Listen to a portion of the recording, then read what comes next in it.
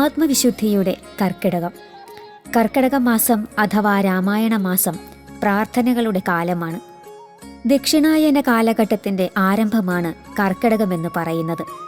ഉത്തരായന കാലം ദേവന്മാർക്ക് പ്രാധാന്യമെങ്കിൽ ദക്ഷിണായന കാലം പിതൃക്കൾക്കാണ് സ്ഥാനം.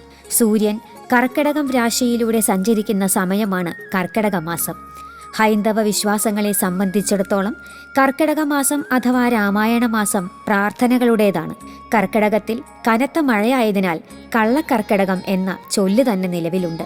കാർഷിക മേഖലയെ സംബന്ധിച്ചിടത്തോളം വരുമാനമൊന്നുമില്ലാത്ത കാലമായതിനാൽ പഞ്ഞമാസമെന്നും വിളിപ്പേരുണ്ട്. കുടുംബങ്ങളിൽ പ്രായമായവർ നടത്തിവരുന്ന ഒരു മാസം നീണ്ടു നിൽക്കുന്ന രാമായണ വായന ഈ മാസത്തിലാണ് നടത്താറുള്ളത്.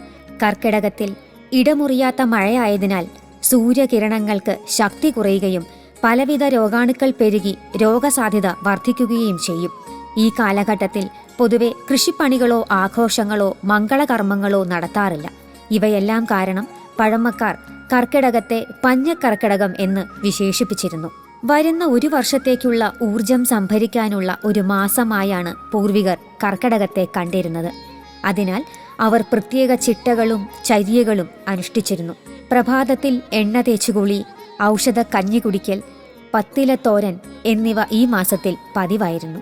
കർക്കിടക മാസം ആരംഭിക്കുന്നതിന് മുൻപായി വീട് മുഴുവൻ തൂത്തുവാരി തുടച്ച് വൃത്തിയാക്കി ചാണകവെള്ളമോ പുണ്യാഹമോ തളിച്ച് ശുദ്ധീകരിക്കുക, ചേട്ടാ ഭഗവതിയെ പുറത്താക്കുക എന്ന ഉദ്ദേശത്തോടെയാണ് ഈ ചടങ്ങ് നടത്തിവരുന്നത്.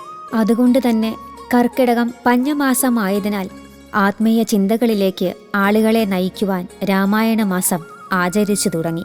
മനസ്സിനും ശരീരത്തിനും നന്മയും വിശുദ്ധിയും കൈവരിക്കാൻ ഈ കർക്കിടക മാസത്തിലും നമുക്ക് സാധിക്കട്ടെ.